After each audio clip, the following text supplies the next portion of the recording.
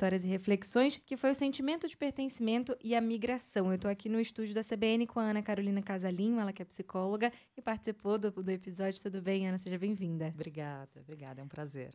Também estou aqui com a Patrícia Tavares de Freitas, que é doutora em Sociologia pela Universidade Estadual de Campinas e pesquisadora do Núcleo de Pesquisa, Democracia e Ação Coletiva do Centro Brasileiro de Análise e Planejamento. Tudo bem, Patrícia? Seja bem-vinda. Tudo bem, um prazer estar aqui com vocês. E pelo Skype conversa com a gente o Rodrigo Nunes de Oliveira, ele que roda o mundo aí com a família. Todas as aventuras dele estão lá registradas no Instagram, @mundoemfamilia. Tudo bem, Rodrigo?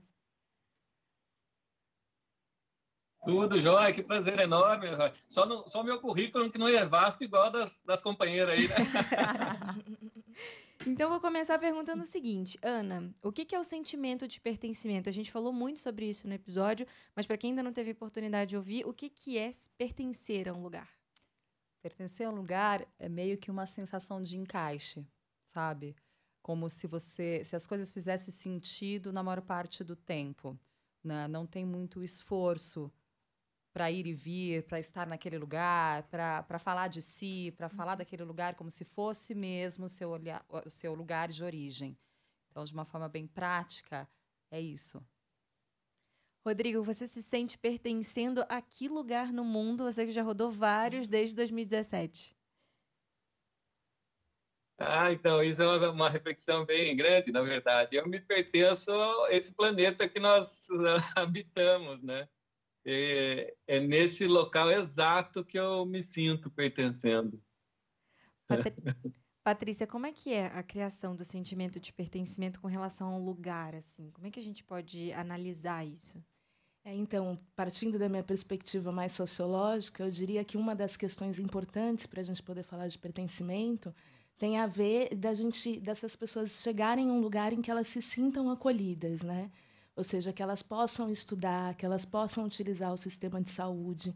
Então, eu acho que tem uma dimensão do pertencimento que é uma dimensão institucional mesmo, né? Para que a pessoa consiga se sentir parte daquele lugar, ela tem que poder estar ali e ser recebida ali, ser compreendida ali, né? E isso é uma questão que está muito vinculada às políticas que os países que recebem as pessoas estão dispostos ou não a fazer para possibilitar que essas pessoas tenham esse sentimento de pertencimento. Principalmente quando a gente fala no caso dos refugiados, que estão em situação de grande vulnerabilidade quando chegam até nós, né? A gente falou um pouquinho sobre os refugiados no episódio, a gente conversou com o Carlos, né, que veio da Venezuela, o Carlos Daniel, e a gente teve a história também de uma pátrida, que é uma outra situação, né? A Ana até ouviu o episódio e falou que ficou muito mexida com a história dela, foi a da Marra, e a história dela, acho que impacta muito no sentido de você não se reconhecer em lugar nenhum, mesmo tendo uma relação com um lugar de nascimento, né? Isso também mexe muito com a nossa criação de identidade. Fala da questão formal da existência, né? Então, a gente, institucionalmente, a gente existe a partir de uma documentação, a partir de um ato de autorização do existir que vem da sociedade, né? Então, a mãe autoriza o filho a existir com o olhar, com as expectativas. A nossa matrícula na escola autoriza a existir enquanto número de matrícula, enquanto, enfim. E são dessas instituições pessoas, mas também dessas instituições formais que o existir passa a ser possível e passam a ter os direitos. Então, à medida que ninguém te reconhece formalmente, fica uma desautorização da vida, basicamente, né? Então, é uma dor de um vazio, quando a gente escuta ela contar aquilo, é angustiante você ver que não está autorizada aquela vida, aquela existência, né? Diante de lugar algum. Apesar de eu falar que sempre o pertencimento, a identidade, ela é um processo, algumas questões formais marcam esse processo. E você não ter o direito a uma documentação de existência é uma loucura, né? E é, inclusive, por causa disso, né? Porque quando as pessoas migram, vão para um outro lugar, ainda mais nesses casos, né, de situações de maior vulnerabilidade ou porque estão fugindo de situações complicadas nos países de origem, a principal objetivo é conseguir, naquele lugar de destino, estabelecer uma vida cotidiana normal. Ou seja, poder trabalhar, teus filhos poderem estudar, você poder utilizar o sistema público de saúde, tudo isso passa, infelizmente, enfim, por um certo reconhecimento da sua existência pelas estruturas institucionais. Sem isso, fica muito difícil a vida do imigrante, né? O que a gente mais ouve é isso. São situações de pessoas que não conseguem matricular seus filhos, não conseguem ter um tratamento de saúde adequado no sistema público de saúde. Então, essas questões elas são fundamentais, porque a partir do momento que ela não consegue matricular o filho, que ela não consegue utilizar o sistema de saúde, é muito difícil exigir que eles se sintam pertencendo, né? Não dá para se sentir pertencente se você não tem, né, as possibilidades mínimas, formais, que te garantam isso, né? Então, acho que essa é uma questão muito fundamental. E nem todo mundo tem recursos internos para lutar por isso, né? A gente vê no Damar que ela teve, né? Ela teve condições, ela teve um caminho, ela teve uma clareza sobre qual seria um caminho possível, ela teve força, né? E ela lutou. Mas a gente tem inúmeras outras histórias de pessoas que não têm documentos e não são apátridas mas elas não têm documento, ou porque tem uma ignorância de onde buscar, então pessoas que são vulneráveis desse saber e tiveram a casa inundada e são moradores de rua, que não têm documentação nenhuma. Isso não tem um movimento de um outro que sabe o caminho, vem. E nesse lugar de corresponsável ajuda na retomada dessa documentação, a pessoa não sabe nem onde começar, ela não sabe que o cartório onde ela nasceu tem que ter. Ou às vezes sabe, mas não tem recurso algum para chegar até lá e retomar essa documentação. Rodrigo, eu queria que você contasse para a gente um pouquinho da sua história. Como é que foi que surgiu a ideia de sair de casa em São Roque e ganhar o mundo a bordo de um motorhome com a sua família? Pois é, eu há 12 anos atrás, eu acabei viajando já por 24 países, por 2 vezes o continente americano numa moto. E isso me despertou a vontade de conhecer os outros 2/3 do planeta que me faltavam. Então, eu percorri 2 vezes 1/3 do planeta, que, assim, geograficamente dá a imagem que 1/3 do planeta é o continente americano. E aí eu falei, poxa, só me faltam os outros 2/3. E aí eu não tinha as meninas ainda. Quando nasceu as meninas, eu falei, poxa, não dá mais para fazer essa viagem de moto, vai ter que ser de motorhome. E devagarzinho foi convencendo a Andréia, a chefa da pensão, né? Quando a gente tem... Desculpa, quando a gente tem a criança envolvida, é um desafio maior. Como é que foi para você imaginar e como é que seria? O que passou na tua cabeça quando você pensou, tenho meus filhos agora e a gente vai cair na estrada? Aí eu falei, vai ser muito mais legal, porque ao invés de eu dividir de tempo de trabalho, o prazer multiplica do viajar, né? Então, toda uma praia não é bonito só para mim, é 5 vezes mais bonito, né? São nós 5, né? Curtindo aquela praia, aquela montanha, aquele local, enfim.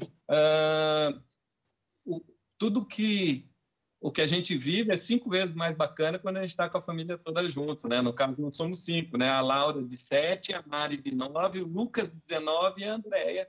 E aí, então, eu fiquei com esse sonho há 10, 12 anos, há 3 anos convencendo a Andréia até que ela mesma, por si, optou em trocar a casa que ela recebeu de herança, que ela ajudou a construir com as mãos, ela trocou a casa no motorhome que a gente vive hoje.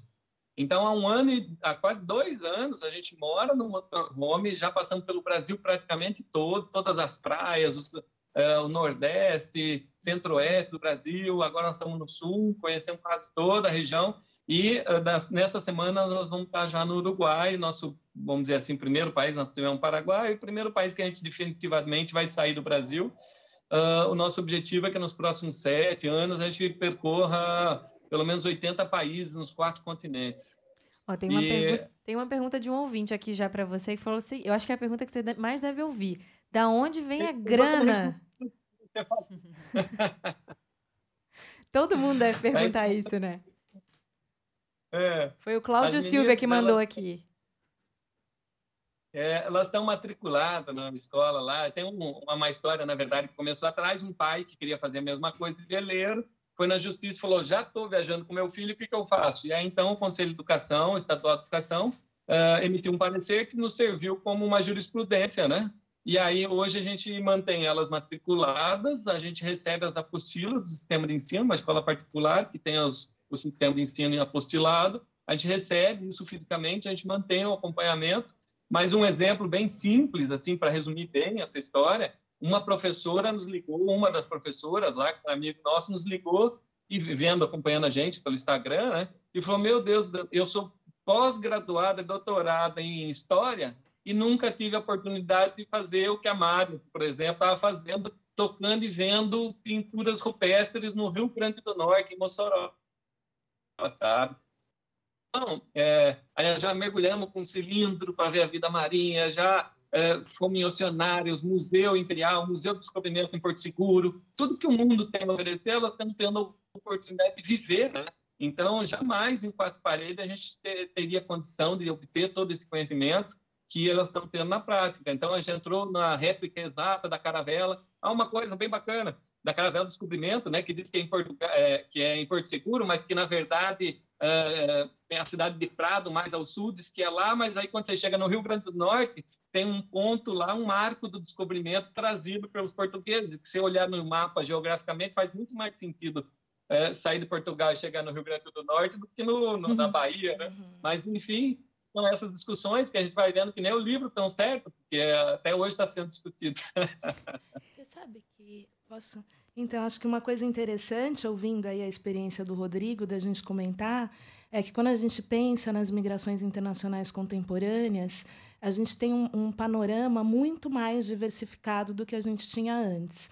Ou seja, as migrações da virada do 19 para o 20, as grandes migrações de massa, estavam num outro contexto tecnológico, obviamente, e eram migrações em que a gente tinha mais histórias justamente de pessoas que saem de um lugar e vão para outro lugar para ficar naquele lugar por bastante tempo. E, atualmente, a gente está num momento muito interessante que você tem outras, ou seja, algumas pessoas estão saindo em busca de outros pertencimentos, mas tem outras pessoas que, na verdade, não querem exatamente pertencer a um lugar ou outro, mas querem pertencer a mais de um lugar. Mesmo depois a gente pode comentar sobre isso, a experiência da migração boliviana para São Paulo, vinculada à indústria de confecção, é um exemplo de um tipo de migração em que uma parte dos bolivianos que migram mantém as relações com o lugar de origem. A migração, ela não é uma migração para ir para um lugar, pertencer definitivamente, mas ela é um pertencimento por algum momento, por algum tempo, circular, e um pertencimento a um lugar não significa não pertencer a outro lugar.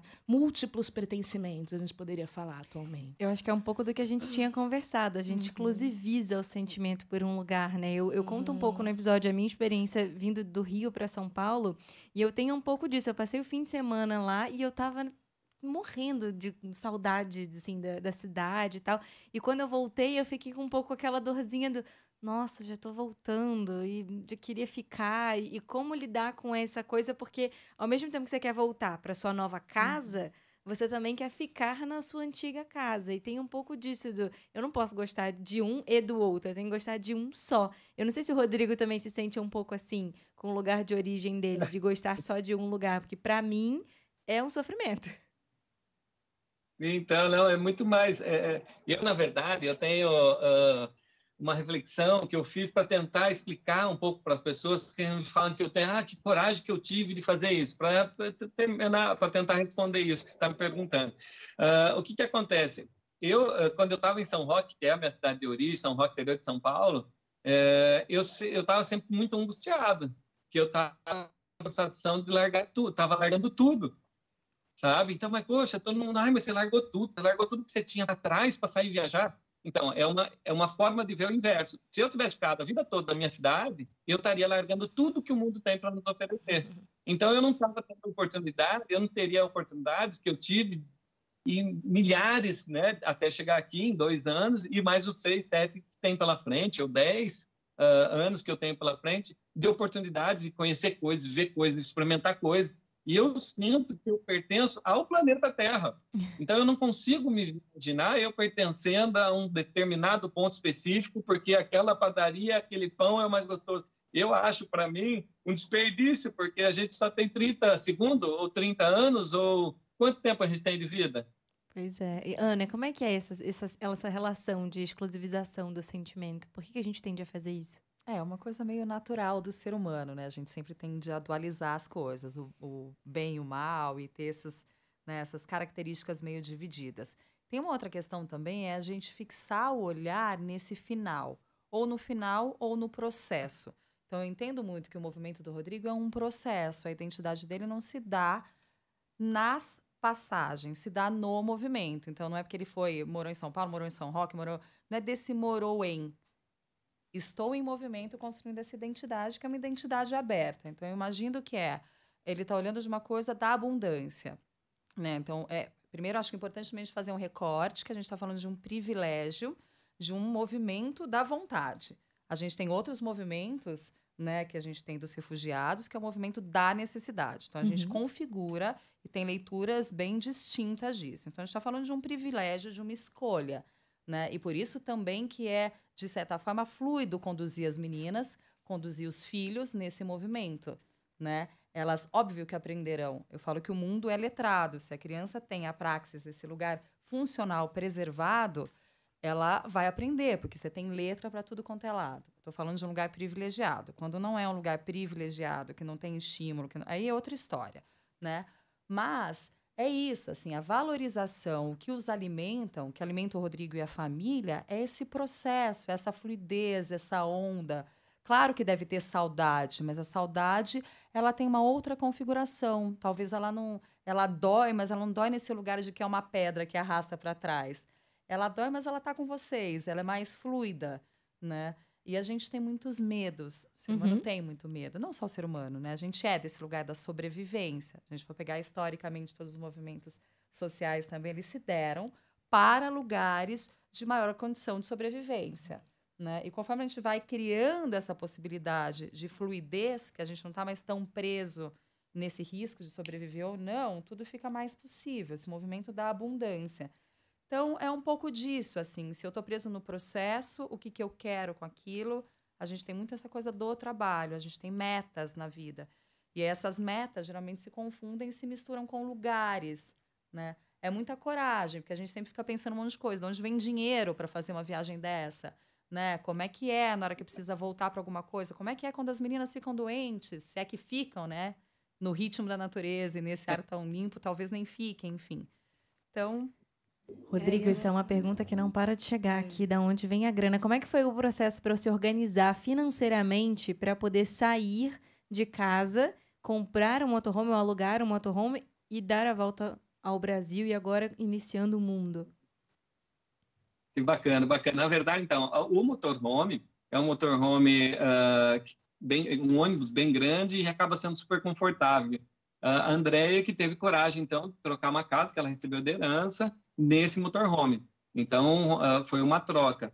E aí a gente saiu para viajar, a gente só tinha, sem nenhum patrocínio, sem nenhuma fonte de renda externa, e a gente tinha o dinheiro do primeiro mês de viagem só, das coisas que a gente tinha vendido. E hoje, a única fonte de renda nossa, é a venda do nosso livro, chama Fique Rico Viajando.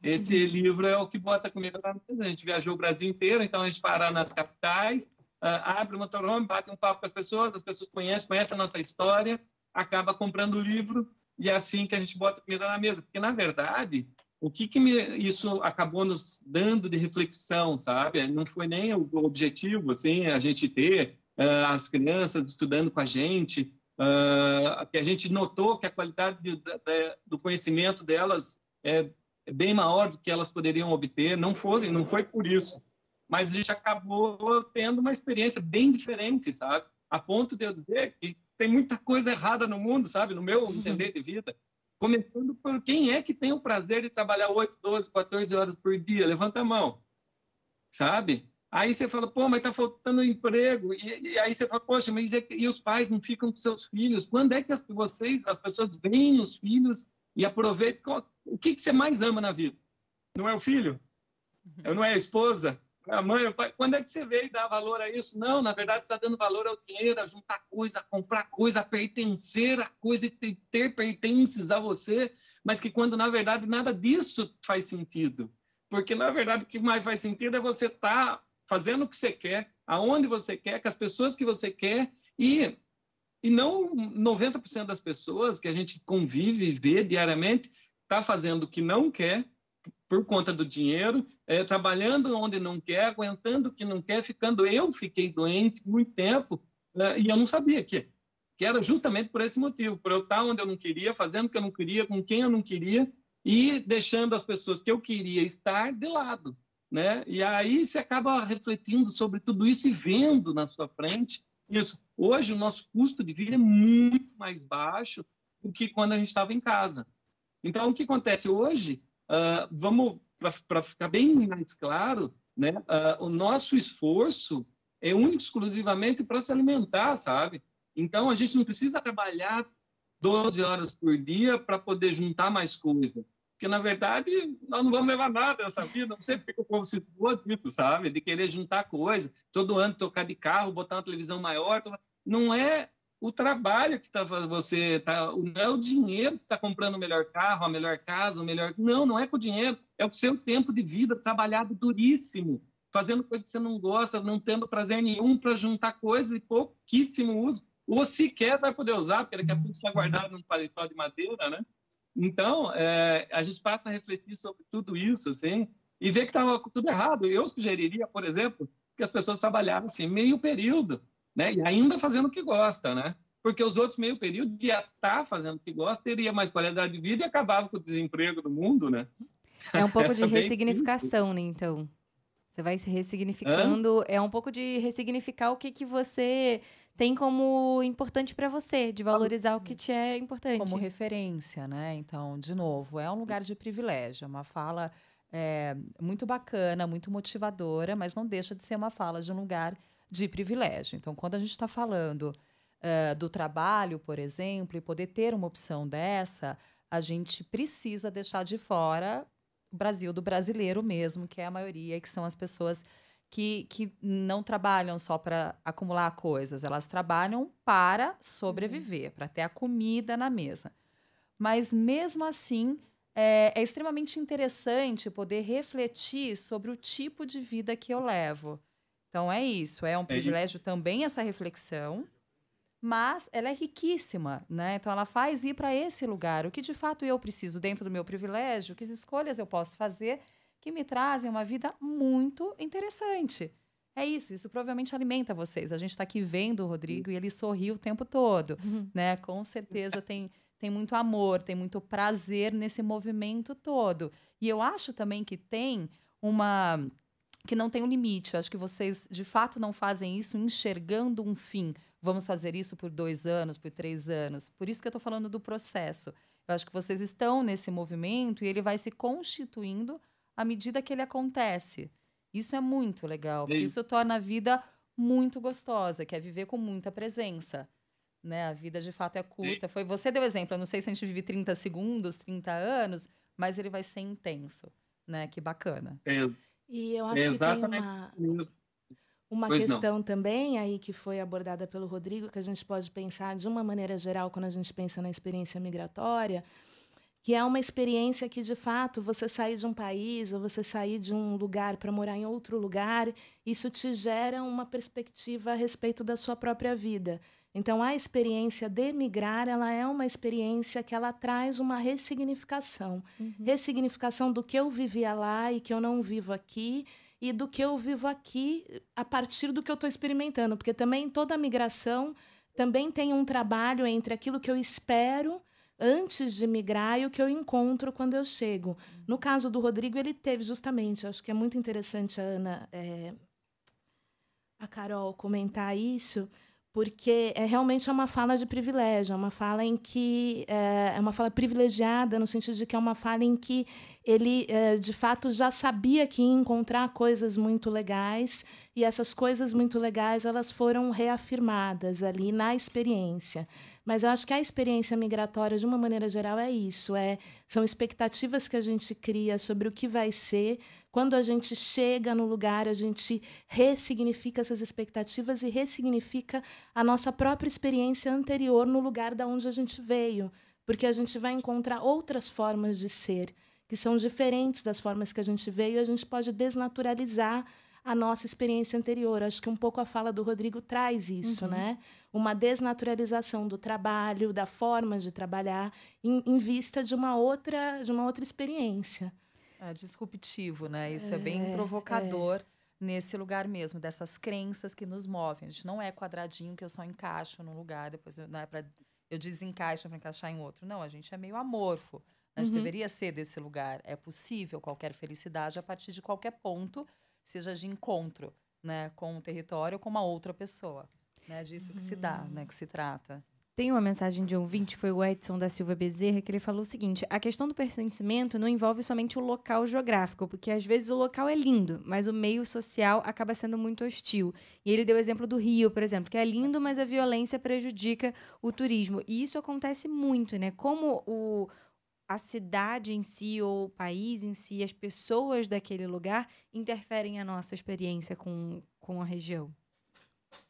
Como isso se dá? Justamente. Eu acho que desde essa questão... E daí é evidente que muda muito, né, o tipo de tratamento que as pessoas vão receber nos locais de destino, a depender de quem são essas pessoas, né? Então, a gente tem a migração das populações vulneráveis, que é uma migração que sempre encontra no lugar de destino muita recusa, né? Ainda mais se a gente for pensar no caso brasileiro, agora a gente está vivendo uma situação de crise, né? Então, em situações em que a gente tem uma situação econômica, uma situação política complicada, os que vêm de fora, em situação de vulnerabilidade, são muito mais rechaçados, assim, né?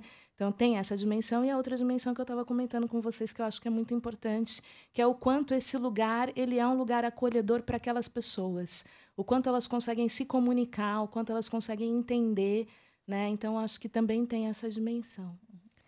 Tem mais uma participação de uma ouvinte, que é a Paris Barbosa. Ela fala o seguinte: somos sapiens, a gente descende de caçadores-coletores da savana africana, é a nossa origem. Todo mundo tem um espírito nômade, apesar da gente oprimir um pouco por causa das grandes revoluções industrial, científica e por aí vai. Somos todos mesmo espírito nômades? A gente tem essa necessidade de estar sempre mudando?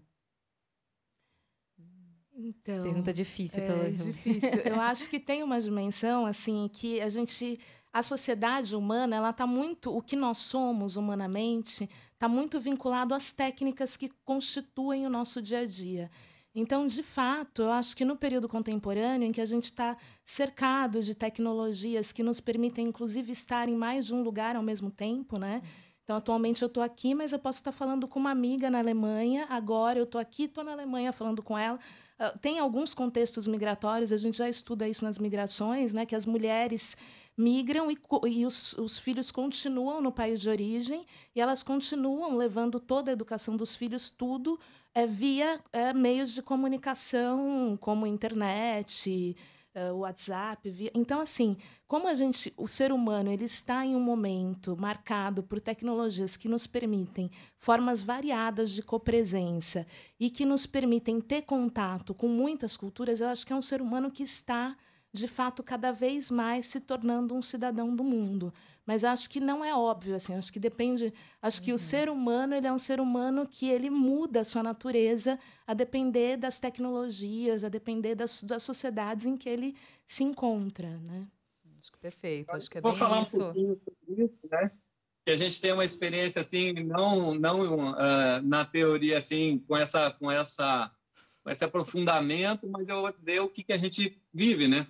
E não muito longe, assim, passou esses dias perguntaram a pessoa se ela ganhasse na loteria o que ela ia fazer. Primeira coisa, vou viajar ao mundo. A gente é ou não é? É verdade. Você falava, você ganhar, você vai fazer o quê? Então tá dentro da gente sim o nomadismo, sabe? Eu acho que é isso. A gente acabou.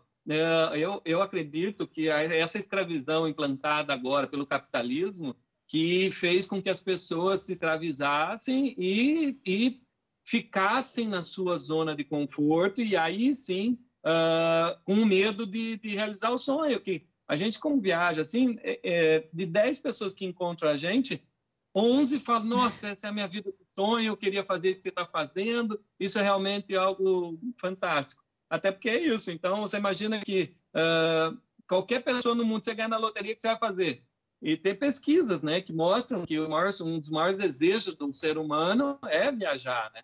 Então, a gente só está cumprindo, na verdade, é o que eu estava dizendo. Se você parar para pensar que um passarinho, ele só se esforça para comer num determinado momento, a hora que ele está com fome, o resto ele está voando, tendo prazer, e só o ser humano é muito diferente disso. A maior parte do esforço dele é para juntar coisas que vão ser inúteis para a vida toda dele, né? O capitalismo impôs que ele comprasse o melhor carro, a televisão o tempo todo fala para a pessoa comprar o melhor carro, a melhor roupa, a melhor televisão, a melhor tudo, mas, na verdade, o ser humano não precisa nada disso. Você precisa de uma televisão melhor que essa que você tem? Você precisa de um carro melhor do que esse que você tem? Por que você está trabalhando para ter melhor do que você já tem, se você já tem, sabe? Então, pensando para quem tem mais, pensando no outro formato, que realmente o máximo da escravização é pessoas ganharem um salário mínimo, né, que mal é possível comer, sabe? E passar 12 horas trabalhando. Então, a gente realmente é triste de ver isso, né, como o capitalismo impôs no mundo um problema muito grave para a sociedade, para o ser humano, sabe? E a gente que como conseguiu sair de uma maneira bem diferente desse sistema, hoje a gente consegue analisar que não faz sentido nenhum. Pô, hoje eu trabalho 4 dias, de quinta a domingo, no final de semana, e de quinta a domingo no outro final de semana, das 16 a 21 horas.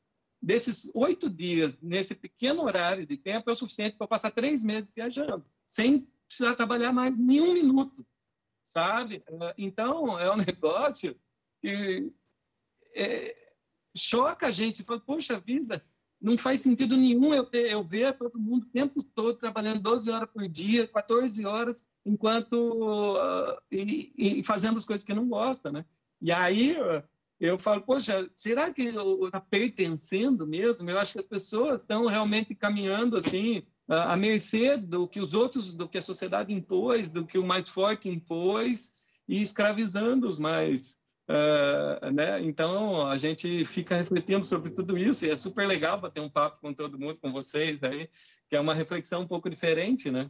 É um pouco da questão do medo também, né? Do que você vai arriscar para ter essa vida, porque todas as vezes que ou ele falou sobre a questão da Mega Sena, a gente estava falando sobre isso essa semana aqui na redação. Se a gente ganhasse na Mega Sena, o que a gente faz? Você vem trabalhar ou você vai direto? Eu disse, eu acho que eu vou para o primeiro aeroporto que aparece na minha frente e pego a passagem para o primeiro lugar de destino que der. E assim, a gente não pensa muito, a gente sempre tem essa coisa do eu vou viver. Parece que a gente realmente não vive antes e não se conecta antes com os lugares, como quando a gente está viajando. Por que existe essa relação, assim, do querer ser sempre um turista? Eu acho que... Eu vou falar um pouquinho, retomando o que eu pensei enquanto eu escutava o Rodrigo falar, bem dessa história entre o sonho e a realidade, tem esse lugar de risco, que basicamente são as decisões e as consequências, né? Então, eu acho que o sonho de ganhar na Sena e viajar, ele é meio que pleno para todo mundo. E aí você pergunta, e você volta? O que você faz depois? Então, acho que isso configura muito mais esse lugar do perfil e do que a pessoa escolhe, do que é possível para ela escolher e fazer na vida. É quase igual falar que a pessoa vai deixar de ser CLT de um emprego e vai ser PJ. Não é para todo mundo. Algumas pessoas dão conta dessa flutuação, dessa insegurança e tem uma confiança de que vai dar certo. E outras pessoas não, preciso daquele salário todo mês. O quanto isso ocupa a tua mente? Né? Quando eu falo do encaixe, do pertencimento, é dessa fluidez, de acreditar em algo que vai dar certo, tá fluido, e essa configuração é muito bacana. O que eu preciso para viver? O que eu preciso para viver cabe dentro de um motorhome, ou não, né? Essas configurações todas.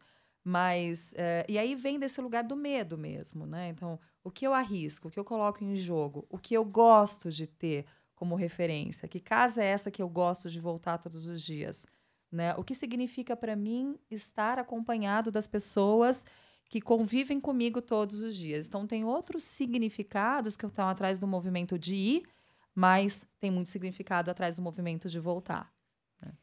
Gabi, você perguntou outra coisa, eu já fui falar outra. Não, mas assim que é bom, porque a gente vai seguindo no debate. E uma coisa que eu pensei, enquanto socióloga, né, é que essa questão mesmo do mundo do trabalho e de como a gente entende ou valoriza o mundo do trabalho, ela é uma questão que foi mudando historicamente, né?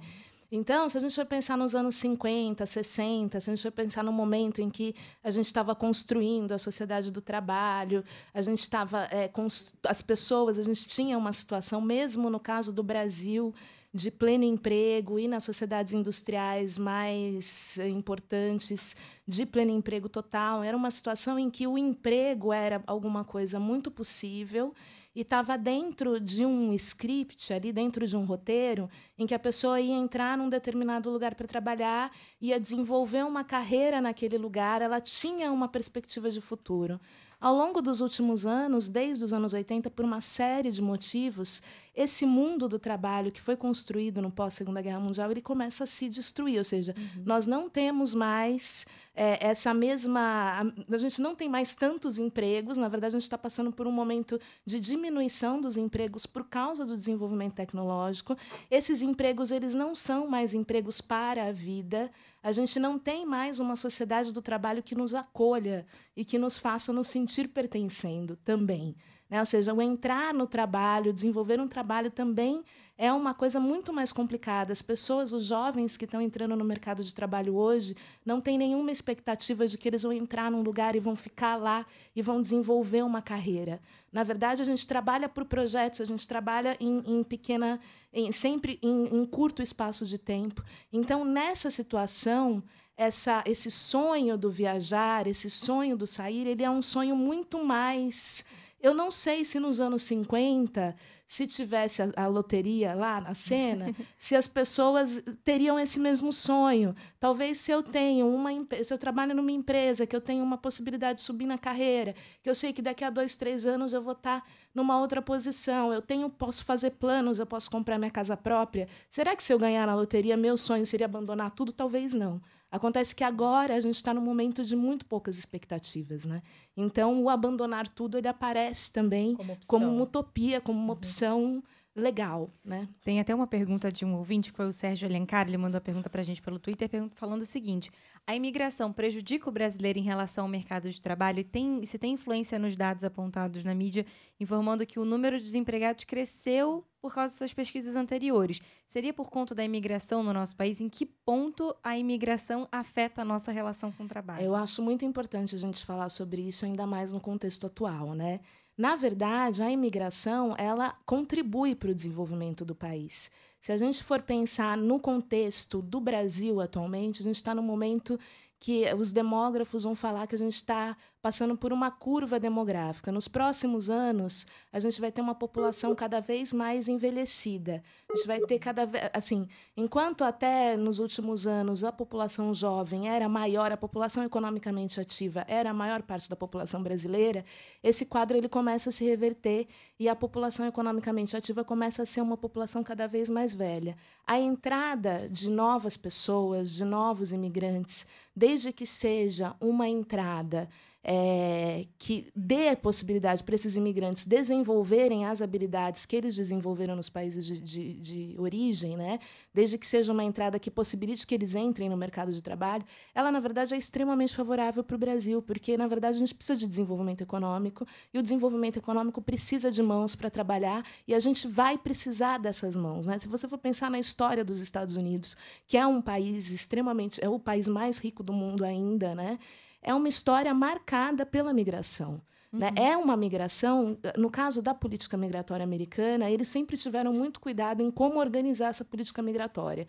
Então, você tem uma série de vistos específicos para cada grupo, mas o fato que é uma política migratória que aceitou muita gente, mão de obra qualificada, em outros períodos mão de obra nem tão qualificada assim, mas que utilizou a política migratória para o desenvolvimento. E a gente percebe o quanto isso foi importante no caso do desenvolvimento dos Estados Unidos da ciência, ou seja, pessoas de fora vindo para cá significa novas ideias, né? Então, isso também traz no caso dos Estados Unidos, é fundamental. Se não fossem todos os cientistas estrangeiros, os Estados Unidos não seriam a potência científica que eles são hoje. Tem muitos estudos sobre isso.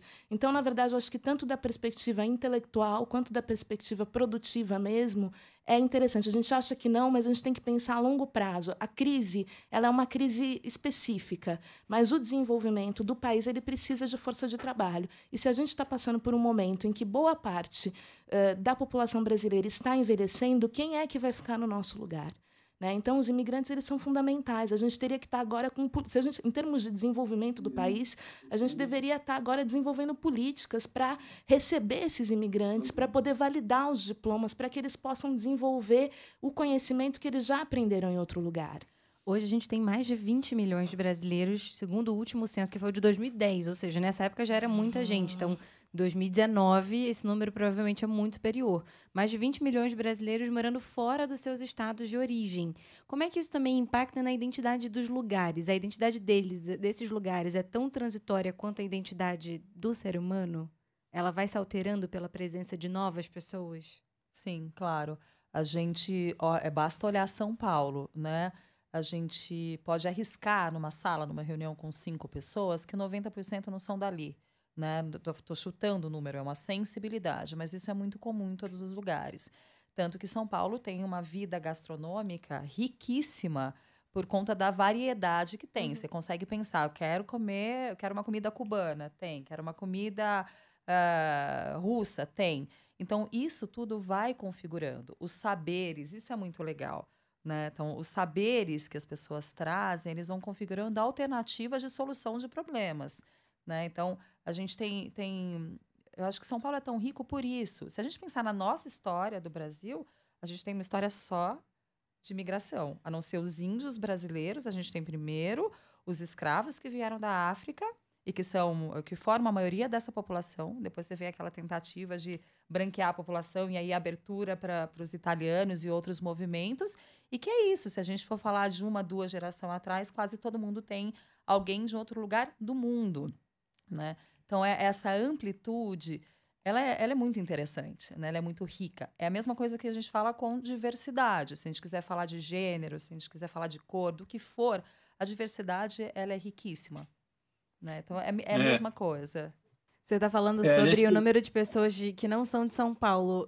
Sim, sim. Você não é de São Paulo? Não, não sou. Sou de Poços de Caldas, Minas. Patrícia, você é de onde? Você é daqui de São Paulo? Na verdade, eu nasci em Torrinha, que é no interior de São Paulo, é perto de Brotas. Mas eu nasci em São Gonçalo, na região metropolitana do Rio. Rodrigo, você nasceu onde? São Roque. Pois é, então, assim, só você e ela talvez pertençam ao estado de São Paulo. Então, assim, a gente está aqui no meio do caminho, entre nós quatro. E aí, Gabi, uma outra coisa importante, que a gente está falando das tecnologias, eu sempre falo que o mundo perdeu seus contornos e seus requisitos. Então, sei lá, estou segurando uma caneta aqui, eu posso ir no YouTube, ou ir no Google e perguntar como se faz uma caneta. E eu posso fazer uma caneta. Obviamente, com uma menor qualidade, uma menor efetividade daquilo. Se eu for vender, ela vai ter um custo alto, mas eu posso. Esse lugar dessa possibilidade, ele perpassa qualquer limite de barreira físico. Assim. Então, a gente pode tudo. Eu posso morar num lugar. Hoje em dia tem os aplicativos de relacionamento que as pessoas podem ter avatares imaginários que nasceram em outro lugar, tem outra cara. Então, a gente está vivendo essa amplitude das possibilidades, que tem, obviamente, sua luz e sua sombra também. Mas tudo é possível, né? E isso é muito lindo quando a gente olha desse lugar de uma vida curta para tudo que a gente tem de ideias e de vontades. Eu sempre falo que a gente só pode falar eu sou alguma coisa, inclusive eu sou paulista, eu sou isso, sou aquilo, na hora da morte, porque eu acho que até lá você pode ser qualquer coisa, assim, no segundo da morte. Até lá você pode ser o que você quiser, ter a profissão que você quiser, fazer o que quiser, amar quem e o que você quiser. E é isso. Rodrigo, como é que foi para você esse processo de identidade? Assim, você sentiu que você mudou o Rodrigo que você era antes de sair de casa e cair aí pelo Brasil todo e pelo mundo? Com certeza. Já assim, nesse 1 ano e meio já fez diferença, né? E ainda que eu já viajei, como eu falei, América inteira 2 vezes, estive na Europa também, então tive bastante experiência de viajar. E é isso, você nunca mais você volta sendo a mesma pessoa que você saiu, né? Então, é o que já está acontecendo agora, 1 ano e meio. Se eu voltar para São Roque, nunca mais, não é mais o mesmo Rodrigo, né, que saiu de São Roque. E isso acaba sendo fantástico, né? Essa experiência que é isso, a gente não sabe se a gente vai ter 30 segundos ou mais 30 anos, né? Então, e se parar para pensar, ainda vou te dizer uma coisa. Olha quantos anos você tem. Pensa nas suas primeiras lembranças, quando você tinha 10 anos, não sei quantos anos passou aí. Mas num piscar de olhos, você lembra de tudo isso. E é assim o que a gente tem pela frente. É um piscar de olhos. vai acabar logo a brincadeira, então vamos acelerar logo. Teve uma mensagem de um ouvinte, foi o Nil, ele mandou pelo Twitter, que ele fala o seguinte: eu terminei de ouvir o episódio 11 do Vozes Chorando. Meu lugar, né, que é o título do episódio, fala sobre pertencimento a um lugar. Eu saí da minha terra natal já sem me sentir tão pertencente a lá. E depois, morando em mais 2 estados, muitas vezes eu me sinto como se eu pertencesse a lugar algum. É possível a gente não pertencer a lugar nenhum? Então, eu acho que tem uma questão muito interessante no caso do Brasil, porque o Brasil ele é muito grande, né? Então, de fato, a gente tem culturas específicas, né? Um brasileiro, dependendo do lugar que ele nasceu, dependendo do lugar de onde ele veio, ele vai ter algumas especificidades. Então, mesmo no Brasil, muitas vezes é possível a gente não se sentir pertencendo. Mesmo estando no nosso país, falando a nossa língua, a gente pode morar num outro lugar que não tenha absolutamente nada a ver com a gente, né? Eu vou trazer um pouco para esse lugar interno, né? Que busca é essa também, né? A gente está com falas desse lugar mais genérico, desse movimento, né, de migrar-se. Mas a gente tem uma questão interna muito grande, né? Que é o que eu busco, quem eu busco. O que é esse lugar de encontro? É comigo mesmo? É com outro? Né? Então, acho que isso também configura um pouco essas falas. Não me acho, não pertenço. Né? Então, quem é que não se acha? Quem não se pertence?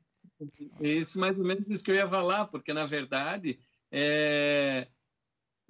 tem os dois lados. Eu acho legal não pertencer a lugar nenhum, porque eu me sinto de todos os lugares. Eu acho que isso é legal, no meu entender. E ele já não acha legal não pertencer. Eu não, né? É uma forma de refletir muito longe com isso, né?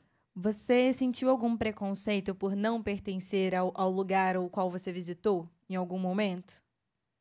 Já.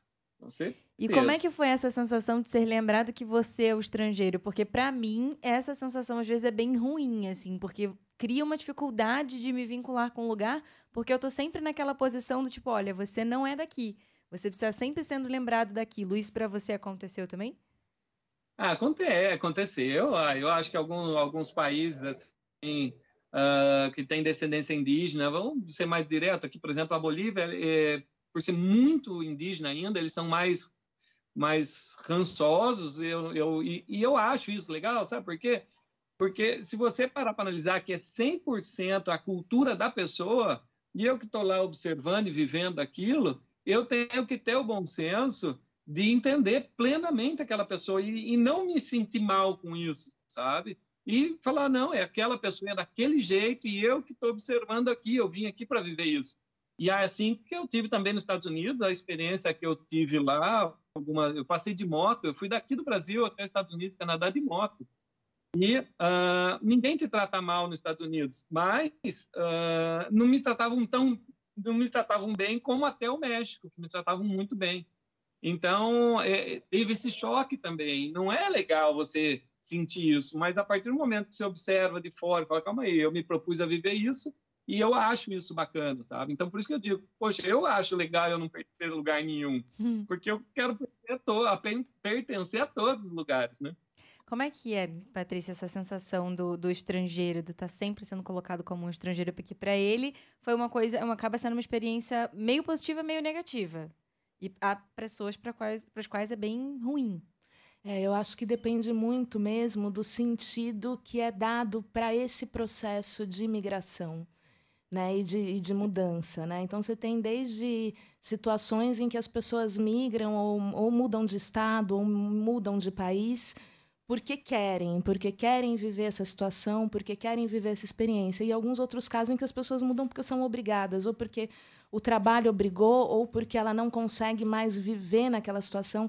Então, eu acho que o sentido que é dado para essa migração, para essa mudança de lugar, ele ajuda a gente a entender um pouco como a pessoa vai se sentir, porque, sem dúvida nenhuma, como a gente viu no caso do Rodrigo, ele quis viajar, ele quis sair, ele queria conhecer, ele sabe que ele não vai ser de nenhum lugar, porque ele decidiu que ele vai passar por vários lugares e ele não vai ficar em lugar nenhum. Então, ele vive essa experiência de uma maneira muito mais leve. Agora, quando a gente decide ou é obrigado a estar em um lugar e esse lugar ele não nos atende da maneira como a gente imaginou inicialmente, vai ficando complicado. E quando a gente é obrigado a estar ali ainda assim, vai ficando ainda mais complicado. No episódio, a gente fala até com uma menina que sonhava, a Bruna, que sonhava ir para a Irlanda. Era o sonho da vida dela morar na Irlanda, pesquisou bastante. Quando chegou lá, ela odiou a experiência.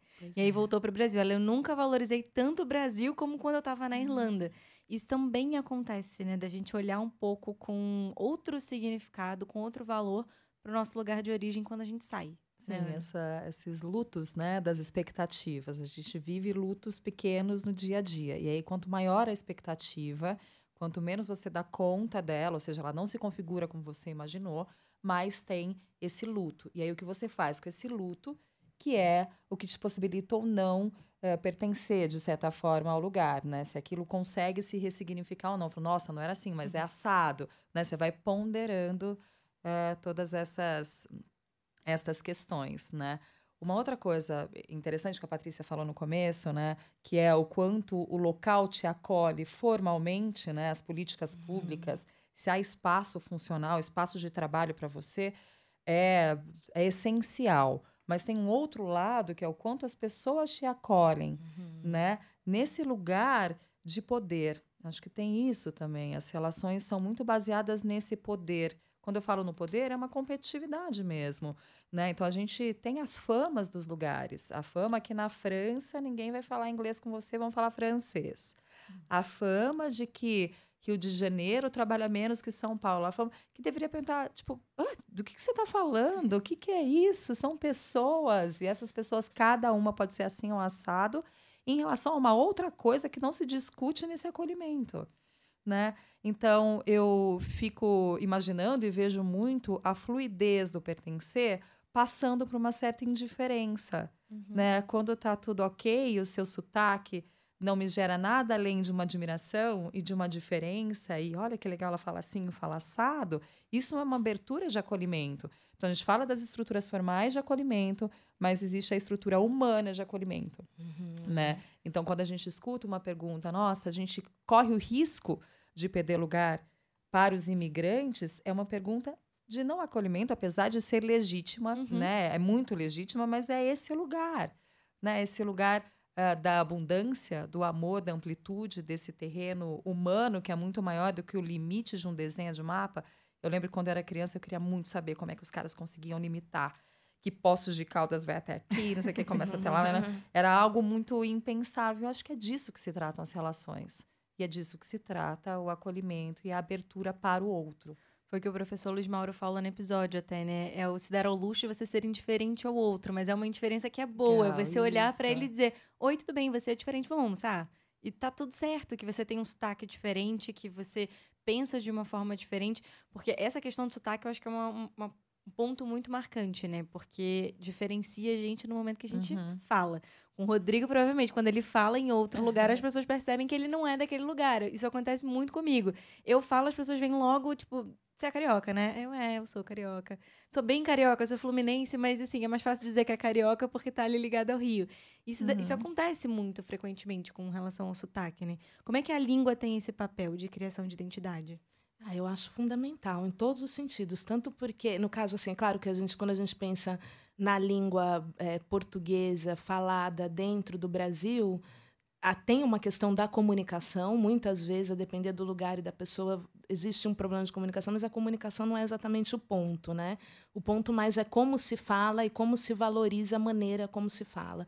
Mas, quando a gente fala em migrações internacionais, a questão da língua é fundamental, porque, na verdade, assim, o fato dos funcionários públicos, de quem trabalha mais diretamente com as pessoas que chegam, não saber falar a língua, impede um monte de coisa. A pessoa pode estar com algum problema de saúde, ela não consegue ser atendida porque ela não consegue explicar qual que é o problema, né? Ela não consegue entrar numa instituição de ensino e conversar com a diretora para poder se matricular. Então, tem uma série de questões que perpassam a questão da língua e que nos fazem refletir sobre o quanto esse país pode ou não ser acolhedor, a depender de quanto ele se preocupa ou não com os outros que circulam. Então, ter em outras línguas, né, nos vários locais públicos, anotação de entrada, saída, aqui acontece isso, acontece aquilo, são formas de trazer essa hospitalidade, por exemplo, né? Porque tem essa dimensão humana da hospitalidade, né? Como a Carol estava comentando, mas eu acho que até essa dimensão tem um lado de que depende muito de como os políticos, de como a gente trata a imigração de uma maneira mais ampla, né? Fico pensando na época, por exemplo, nem sei por que eu lembrei disso, mas na Argentina, por exemplo, na época do Menem, a Argentina sempre recebeu migrantes internacionais, principalmente latino-americanos. Ele entrou numa crise e um dos culpados dessa crise, de acordo com o Menem e com outras autoridades públicas, né, políticos, eram os imigrantes. E isso gerou uma situação para os imigrantes muito complicada, porque mesmo os direitos formais que eles tinham deixaram de ser levados assim adiante, justamente porque os funcionários públicos que fazem parte daquele lugar começaram a culpá-los também. Então, mesmo a base, eles não conseguiam mais obter, justamente porque eles estavam sendo culpados por toda a crise do lugar. Então, a gente tem que tomar cuidado com isso também, né? Uma coisa, só um minutinho, Gabi. Uma coisa muito bacana é que a gente existe o conteúdo afetivo da linguagem. Tanto que a gente fala língua-mãe.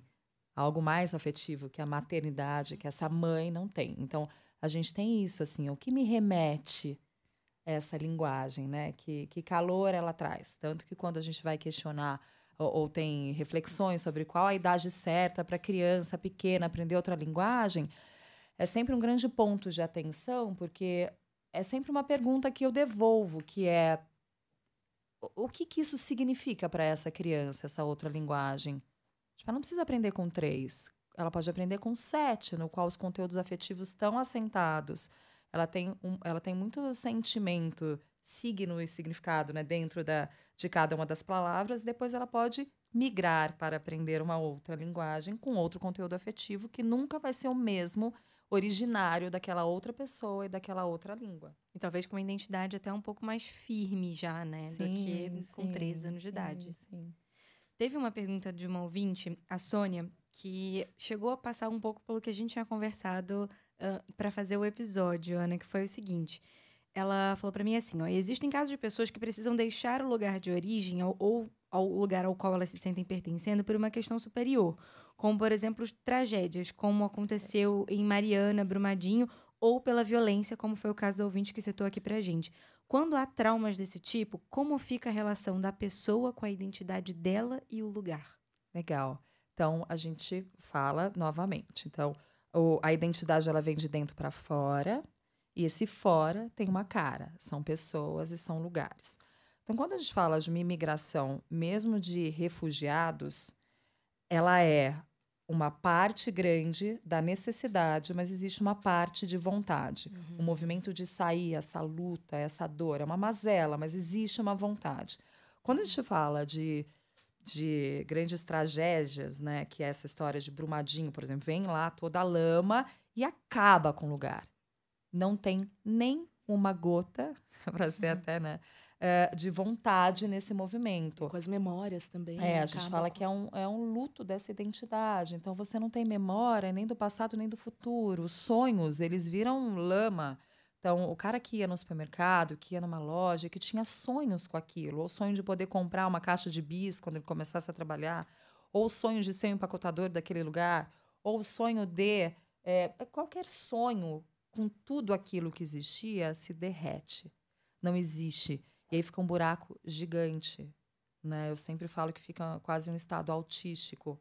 A identidade volta para dentro, porque é tanto vazio fora que volta para dentro. Aí dentro ele acha o quê? Dor. Outro vazio, que perdeu gente, perdeu. Então, é uma angústia, é um luto muito grande. A gente não conseguiu até agora apontar, porque geralmente a gente faz essas coisas. A gente tenta, dentro da ciência, ficar colocando número nas coisas. Então, a gente fala que o luto médio da perda de um ente querido é de 1 ano.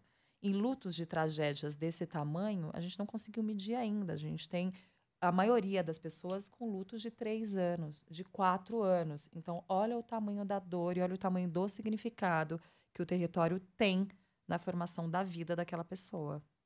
E junto com o território, nesses casos, né, isso são todas as lembranças, é tudo que a pessoa guardou que ela vai perder. Todos os álbuns, tudo que era material dela, ela não tem mais, né? Então é um recomeçar num outro lugar e é um recomeçar tendo que dizer um adeus assim muito grande para tudo que veio antes. É muito, muito complicado mesmo. E pensar que atualmente a gente tem o mundo, né, uma situação mundial nesse sentido. Você tem uma série de deslocamentos, né? Os deslocados internos estão aumentando muito em relação aos refugiados, né, de situações dessas, das pessoas que, por conta de algum problema, na maioria das vezes, alguma catástrofe ambiental, precisam deixar um lugar que deixou de existir. Ou seja, o lugar onde essa pessoa construiu uma parte da vida dela, ele deixa de existir enquanto lugar. Não realmente, acho que é diferente quando a pessoa sai, mas alguma coisa ficou, né? Mas no caso em que a pessoa sai sem ter nada que tenha ficado para trás, ela nem vai poder voltar, porque aquele lugar já foi completamente destruído, acho que terrível. Isso, assim, existir a possibilidade de sempre voltar alimenta uma coisa, mesmo que você nunca volte. A gente tem muitas histórias, talvez, das nossas famílias, de quando os avós, bisavós vieram para o Brasil. Acho que a maioria nunca voltou, mas sabia que existia lá. Então, contava aquilo de uma forma imaginética. Então, é a imagem com essa memória fazendo-se vida ali, né? Então, quando isso não existe mais, é uma perda muito grande. Nem se você quiser, você vai voltar a ver aquela igreja na qual você foi batizado. Nem se você quiser, você vai conseguir passar na frente da sua casa, que hoje é pintada de outra cor. Então, são lugares de memória muito doloridos. Partindo desse cenário, e também no cenário do Rodrigo, que foi um cenário de escolha, de deixar o lugar de origem, ou no meu também, que foi uma escolha de deixar o meu lugar de origem para tentar a vida em outro lugar, como criar o sentimento de pertencimento? Vamos começar por você, Patrícia. Como é que a gente cria sentimento de pertencimento com o lugar? O que a gente precisa observar? Eu acho que em primeiro lugar a gente tem que ter uma abertura subjetiva para poder viver esse pertencimento em outro lugar, né? Então, eu acho que parte disso de aceitar o que aconteceu, enfim, se é que aconteceu, tem algumas pessoas que simplesmente mudam por questões de trabalho e tal, mas acho que ter uma abertura para o novo, uma abertura subjetiva para o novo, ter a consciência de que agora você vai estar num outro lugar, que vai ter outras regras, estar aberto a ver o que aquilo tem para te oferecer. Eu acho que esse é o primeiro passo, né? A gente, da perspectiva individual, é dizer, não, então eu me proponho a estar aqui, né? Mas eu gostaria de fazer até uma ressalva. Agora, nessa conversa, eu lembrei justamente que você tem algumas migrações, né, como no caso da migração boliviana para São Paulo, vinculada ao trabalho na costura, que foi um pouco que eu estudei, e que é uma migração, na verdade, tem alguns livros muito bonitos bolivianos que trabalham sobre essa migração, né, e que vão falar que é o partir para quedar-se.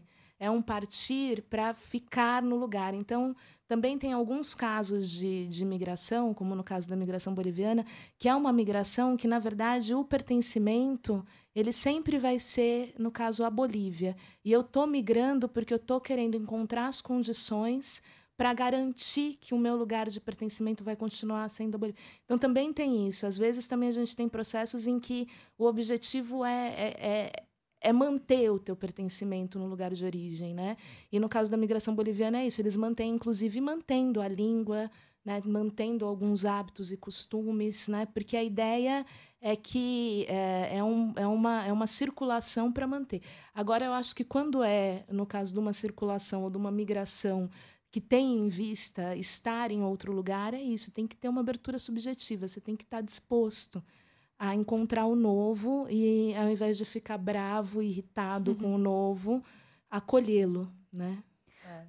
E acho que também esse lugar de gratidão com o passado, né? Esse passado de ontem, que era um outro lugar, com muita honra.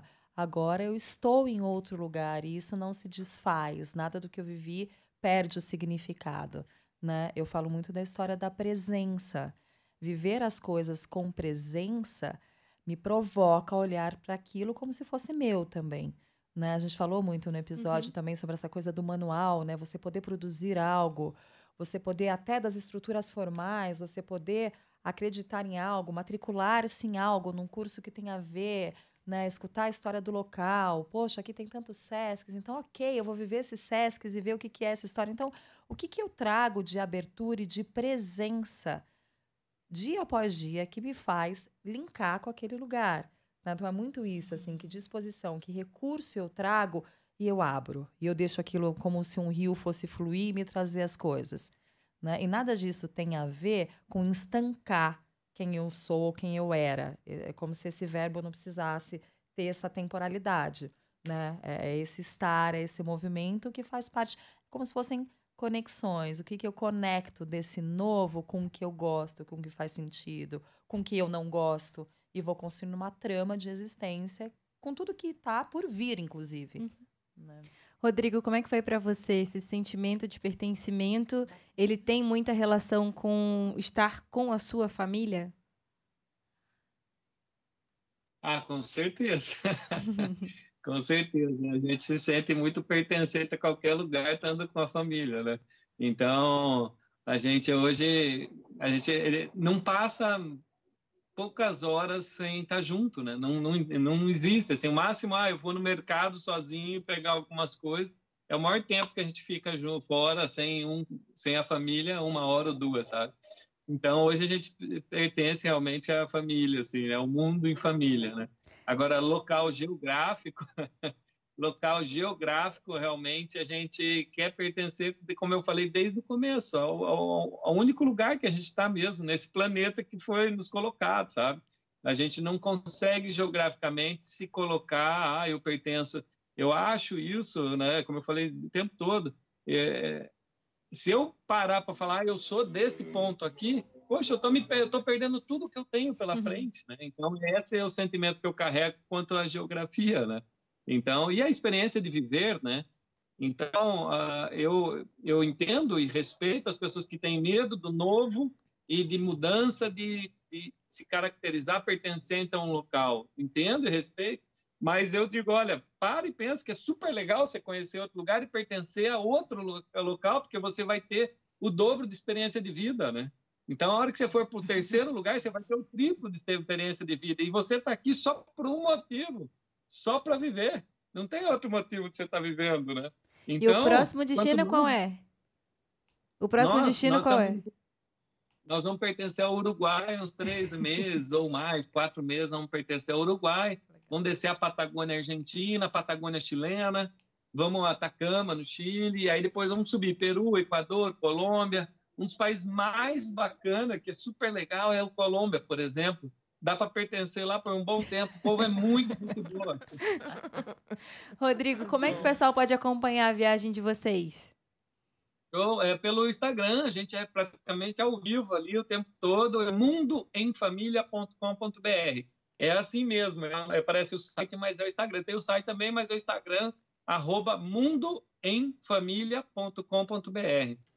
Eu agradeço muito, Rodrigo, sua participação aqui, a disponibilidade. O Rodrigo está falando com a gente direto do motorhome, né, um dos motorhomes ali estacionados na fábrica onde ele está, no Rio Grande do Sul. Eu agradeço muito sua participação aqui e desejo muito boa viagem. Que seja maravilhoso, que vocês pertençam a muitos lugares ainda, então. Que legal. A gente fica super feliz em poder compartilhar um pouquinho da nossa experiência de vida, que as pessoas possam refletir um pouquinho, né, sobre a vida delas e a gente fica super feliz. A gente já acabou mudando de vida algumas pessoas que passam a acompanhar a gente, que tem um sonho muito parecido, e aí se inspiram na gente. Então, tem família já viajando por causa da gente, sabe? A gente fica super feliz.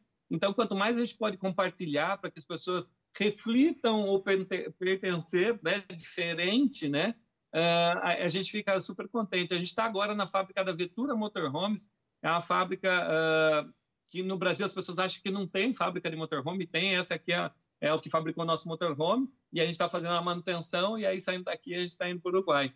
E está feito o convite, então, acompanha a gente aí nas redes sociais e vem com a gente aí por os próximos 6 ou 7 anos para conhecer esse planeta todo aí. Ana Carolina Casalinho, agradeço muito de novo a sua participação aqui com a gente no Voz. Obrigada por tirar nossas dúvidas e trocar com a gente também um pouco de tudo que você sabe, de tudo que você entende sobre a psicologia, sobre a gente enquanto ser humano. Obrigada, Ana. Imagina, eu que agradeço, e eu queria deixar uma provocação da gente olhar para a vida como processo e não como fato. É isso. Obrigada, querida. Agradeço também você, Patrícia. Muito obrigada por estar aqui com a gente, presente, dividindo a tua experiência. Você que estudou a migração bolivariana. Agradeço muito sua presença aqui no Voz e portas abertas. Pode voltar quando quiser. Muitíssimo obrigada. Para mim também foi um prazer participar aqui do debate. Então, para quem ainda não conferiu, o episódio está disponível no site, nos aplicativos da CBN ou em qualquer aplicativo de podcasts. Agora a gente também está no Spotify, então pode conferir o Vozes lá. O link também para quem está acompanhando a live está disponível aqui no Facebook, está disponível no Twitter também. Muito obrigada, gente, e até a próxima.